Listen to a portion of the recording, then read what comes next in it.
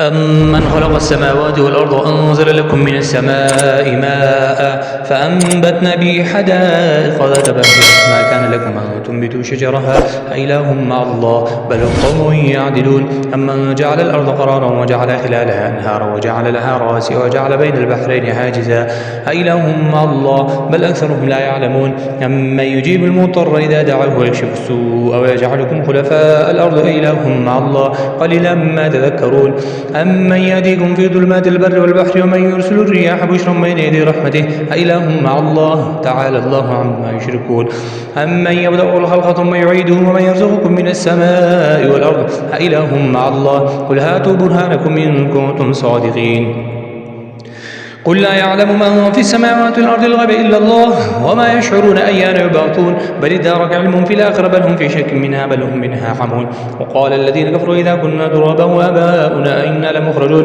لقد وعدنا هذا نحن وآباؤنا من قبل إن هذا إلا أساطير الأولين قل سيروا في الأرض فانظروا كيف كان عاقبة المجرمين ولا تحزن عليهم ولا تكون في ضيق مما يمكرون ويقولون متى هذا الوعد إن كنتم صادقين قل عسى أن يكون ردف لكم بعض الذي تستعجلون وإن ربك لذو فضل على الناس ولكن أكثرهم لا يشكرون وإن ربك ليعلم ما تكن صدورهم وما يعلنون وما من غائبة في السماء والأرض إلا في كتاب مبين إن هذا القرآن يقص على بني إسرائيل أكثر الذي هم فيه يختلفون وإنه لهدى ورحمة للمؤمنين إن ربك يقضي بينهم بحكمه وهو العزيز العليم فتوكل على الله إنك على الحق المبين إنك لا تسمع الموتى ولا تسمع الصم الدعاء إذا ولوا مدبرين وما أنت بهاد العمي عن ضلالتهم إن تسمع إلا من يؤمن بآياتنا فهم مسلمون وإذا وقع القول عليهم أخرجنا لهم دابة من الأرض تكلمهم أن الناس كانوا بآياتنا لا يوقنون ويوم نحشر من كل أمة فوجا ممن يكذب بآياتنا فهم يوزعون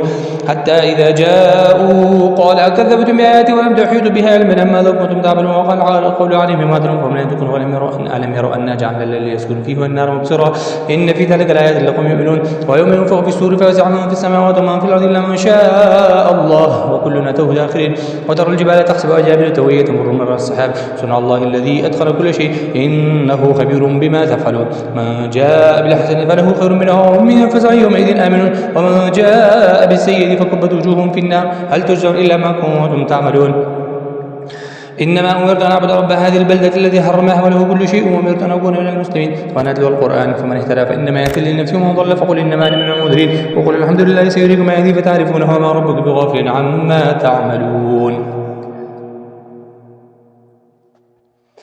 طاسيم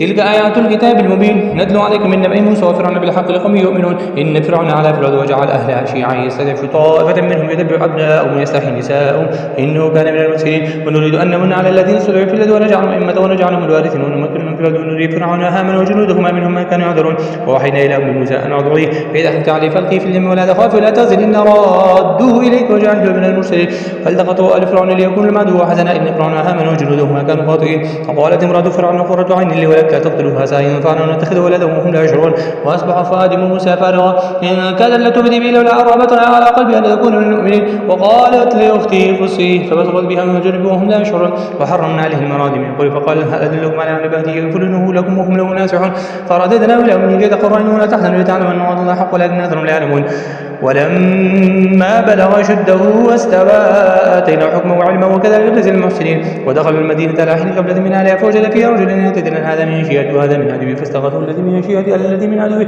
فوكزه موسى فقضى عليه قال هذا من عمل الشيطان إنه عدو مضل مبين قال رب إني ظلمت نفسي فاغفر لي فغفر له الغفور الرحيم قال رب ما أنعمت علي فلن أكون ظهرا للمجرمين فأصبح في المدينة خائفا يترقب في ذل استنصر بالأسلام يستيسر قال موسى إن لك قوي مبين فلما أن أراد أن يبطش بالذي هو عدو لهما قال يا موسى أتريد أن تقتلني كما قتلت نفسا بنفسك إن تريد إلا أن تكون جبارا في الأرض وما تريد أن تكون من المصلحين وجاء رجل من أصل المدينة قال يا موسى إن الملائكة يأتمرون بك ليخرجوا فإني لك من الناصحين فخرج منها خائفا يترقب قال رب نجني من القوم الظالمين ولما توجه تلقاء مدينة قال عسى ربي أن يهديني سواء السبيل.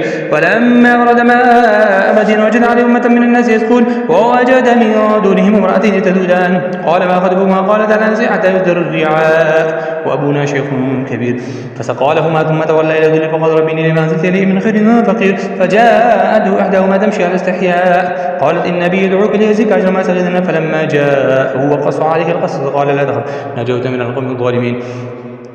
قالت إحداهما يا أبت استأجره إن خير من استأجرت القوي الأمين. قال إني أريد أن أنكحك على ابنتي هاتين على أن تأجرني 8 حجج فإن أتممت عشرا فمن عيدك وما أريد أن أشق عليه ستجدني إن شاء الله من الصالحين. قال ذلك بيني وبينك أيما الأجل قلت فلا عدوان علي والله لا من أقول وكيل. فلما قضى موسى الأجل وسأل بأهلها نفس من جانب طور النار قال لأعلم كذا إن نسمع لعليكم من أعظم بخبر وجدة من النار لعلكم تسألون. فلما أتاها نجي من شاة الواد الأمر في البقعة وباركنا الشجر يا موسى إني أنا الله رب العالمين وأنا فلما رأى تهتز كأنها جان ولا مدبر ولم يعقب يا موسى أقبل ولا تخف إنك من الآمنين واسلك يدك في جيبك تخرج بيضاء من غير سوء وأضم إليك جناح من ربك فذلك برهانا من ربك إلى فرعون قومه إلى فرعون وملئه إنهم كانوا قوما فاسقين. قال رب إني قتلت منهم نفسا فأخاف أن يقتلون وأخي هارون هو أفصح مني لسانا فأرسله معي يريد أن يصدقني إني أخاف يكذبون. قال سنشد عضلك بأخيكم ونجعل لكم سلطانا فلا يصلوا لكم بآياتنا أنتم ومن يتبعكم الغالبون. فلما جاءهم موسى بأذن بينة قالوا ما هذا إلا سحر مفترى وما سمعنا بهذا في آبائنا الأولين. وقال موسى ربي أعلم بما جاء بالهدى من عندي وتكون العقبة الدار إنه لا يفلح الظالمون. وقال فرعون يا أيها الملأ ما علمت لكم من إله غيري فأخذ لي من عملتني فجعل لي صرحا لعلي أتوب إلى إله موسى وإني لا أظن من الكاذبين.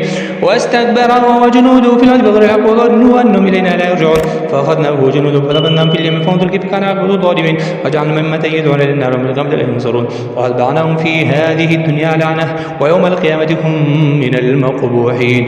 ولقد آتينا موسى الكتاب من بعد ما أهلكنا القرون الأولى بصائر للناس وهدى ورحمة لعلهم يتذكرون. وما كنت بجانب الغرب إذ قضينا إلى موسى الأمر وما كنت من الشاهدين ولكننا أنشأنا قرون فتطاول عليهم العمر وما كنت ثانيا في أهل مدينة تتلو عليهم آياتنا ولكننا كنا مرسلين. وما كنت بجانب طور نادينا ولكن رحمة من ربك لتنذر قوما ما أتاهم من نذير من يقول للعالم يتذكرون. ولولا أن تصيبهم مصيبة بما قدمنا إليهم فيقولوا ربنا لولا أرسلت إلينا رسولا فنتبع آياتك ونكون من المؤمنين. فلما جاءوا الحق من عندنا قال لولا أوتي مثل ما أوتي موسى أولم يكفروا بما أوتي موسى من يقولوا قالوا سحران تظاهرا وقالوا بكل كافرون. قل فأتوا بكتاب من عند الله هو أهدى منهما إن كنتم صادقين. إن لم يستجيبوا لك فاعلم أنما يتبعون أهواءهم ومن أضل ممن اتبع هواه بغير هدى من الله إن الله لا يهدي القوم الظالمين. ولقد وصلنا لهم القول لعلهم يتذكرون الذين آتيناهم الكتاب من قبلهم به يؤمنون فإذا يتلى عليهم قول آمنا به إنه الحق من ربنا إنا كنا من قبل مسلمين أولئك يؤتون أجرهم مرتين بما صبروا ويؤمنون بالحسنة سيئة مما رزقناهم ينفقون.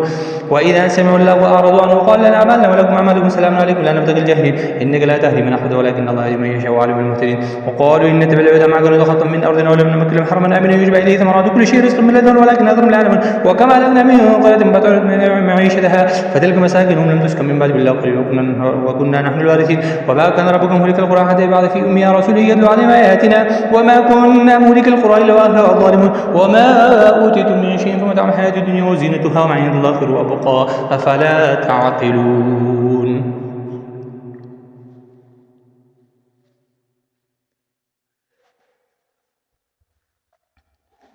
أفمن وعدناه وعدا حسنا فأولئك من متعنا متاع الحياة الدنيا ثم هو يوم القيامة من المحضرين. ويوم يناديهم فيقول شركائي الذين كنتم تزعمون قال الذين حق عليهم القول ربنا هؤلاء الذين أغويناهم كما غوينا تبرأنا إليك ما كانوا يعبدون. وقيل ادعوا شركاءكم فدعوهم فلم يستجيبوا لهم ورأوا العذاب لو أنهم كانوا يهتدون. ويوم يناديهم فيقول ماذا أجبتم من المرسلين فعميت عليهم الأنباء يومئذ فهم لا يتساءلون. فأما من تاب وآمن وعمل صالحا فعسى أن يكون من المفلحين. وربك يخلق ما يشاء ويختار ما كان لهم الخيرة سبحان الله تعالى ما يشركون. وربك يعلم ما تكن صدورهم ويعلمه الله لا إله إلا هو له الحمد في الأولى والآخرة وله الحكم وإليه ترجعون. قل أرأيتم إن جعل الله عليكم الليل سرمدا إلى يوم القيامة من إله غير الله يأتيكم بالضياء أفلا تسمعون. قل أرأيتم إن جعل الله عليكم النهار سرمدا إلى يوم القيامة من إله غير الله يأتيكم بالليل تسكنون فيه أفلا تبصرون. ومن رحمته جعل لكم الليل والنهار تسكنون فيه ولتبتغوا من فضله ولعلكم تشكرون. ويوم يناديهم فيقولون شركائي الذين كنتم تزعمون ونزعنا من كل مدين شيء فقلنا هاتوا برهانكم فاعلموا أن الحق لله وضل عنهم ما كانوا يفترون. إن قارون كان من قوم موسى فبغى عليهم وآتيناهم من الكنوز ما إن مفاتيحه لتنوء بالعصبة والقوة إذ قال له قوم لا تفرح إن الله لا يحب الفرحين. وابتغ فيما آتاك الله دار الآخرة ولا تنس نصيبك من الدنيا واحسن كما أحسن الله إليك ولا تبغي الفساد في الأرض إن الله يحب المفسدين. قال إنما أوتيته على علم عندي أولم يعلم أن الله قد أهلك من القرون منهم من هو أشد منه قوة وأكثر جمعا ولا يسأل عن ذنوبهم المجرمون. فخرج على قومه في زينته قال الذين يريدون الحياة الدنيا يا ليت لنا مثل ما أوتي قارون إنه لذو حظ عظيم. وقال الذين أوتوا العلم ويلكم ثواب الله خير لمن آمن وعمل صالحا ولا يلقاها إلا الصابرون. فخسفنا به وبداره الأرض فما كانوا من فئة ينصرون من دون الله وما كانوا من المنتصرين. وأصبح الذين تمنوا مكانوا بالأمس يقولون وكان الله يغفر لمن يشاء من عباده ويقدر لولا أمن الله علينا لخسف بنا وكأنه لا يفلح الكافرون. تلك الدار الآخرة نجعلها للذين لا يريدون علوا في الأرض ولا فسادا والعاقبة للمتقين. من جاء بالحسنة فله خير منها ومن جاء بالسيئة فلا يجزى الذين عملوا السيئات إلا ما كانوا يعملون.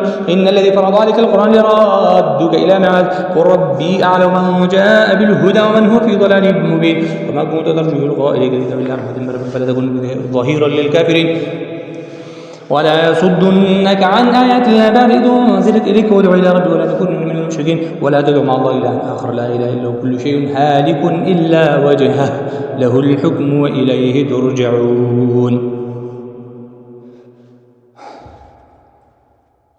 ألف لام ميم أحسب الناس أن يتركوا يقولوا آمنا وهم لا يفتنون ولقد فتنا الذين من قبلهم فليعلمن الله الذين صدقوا وليعلمن الكاذبين. أم حسب الذين يعملون السيئات أن يسبقون ساء ما يحكمون. ومن كان يرجو لقاء الله فإن أجل الله لآت وهو السميع العليم. ومن جاهد فإنما يجاهد بنفسه إن الله لغني عن العالمين. والذين آمنوا الصالحات لنكفرن عنهم سيئاتهم ولنجزينهم أحسن الذين كانوا يعملون.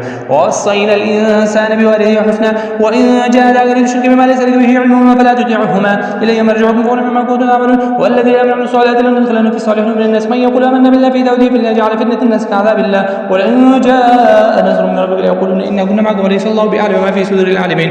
وليعلمن الله الذين آمنوا وليعلمن المنافقين. وقال الذين آمنوا اتبعوا سبيلنا نحمل خطاياكم وما هم بحاملين من خطاياهم من شيء إنهم لكاذبون. وليحملن أثقالهم وأثقالا مع أثقالهم وليسألن يوم القيامة عما كانوا يفترون. ولقد أرسلنا نوحا إلى قومه فلبث فيهم ألف سنة إلا 50 عاما فأخذهم الطوفان وهم ظالمون فأنجينا وأصحاب السفينة وجعلنا آيات للعالمين. إبراهيم إذ قال لقومه اعبدوا الله واتقوا ذلك خير لكم إن كنتم تعلمون. إنما تعبدون من دون الله أوثانا وتخلقون إفكا إن الذين تعبدون من دون الله لا يملكون لكم رزقا فابتغوا عند الله رزقا واعبدوه واشكروا له وإليه ترجعون.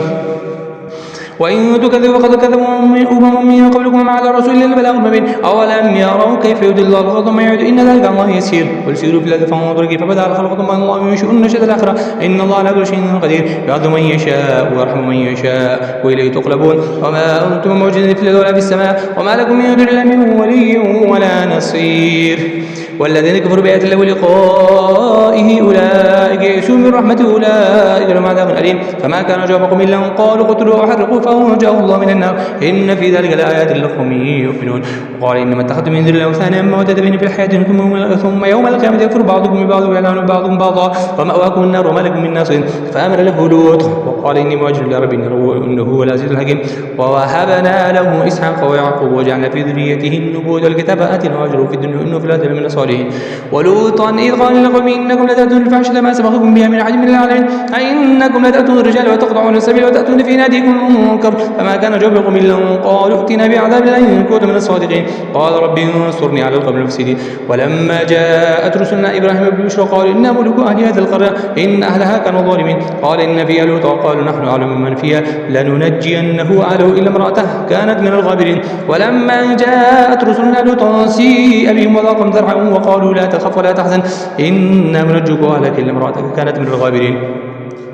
إنا منزلون على أهل هذه القرية رجزا من السماء بما كانوا يفسقون. ولقد تركنا منها آية بينة لقوم يعقلون. وإلى مدينة قوم شعيب فقال يا قوم اعبدوا الله وارجوا اليوم الآخر ولا تعصوا في الأرض مفسدين. فكذبوا فأخذتهم الرجفة فأصبحوا في دار جاثمين. وعادا وثمود وقد تبين لكم من مساكنهم وزين الشيطان أعمالهم فسد من السبيل وكانوا مستبصرين. وقارون وفرعون هامان ولقد جاءهم موسى بالبينات فاستكبروا في الأرض وما كانوا سابقين.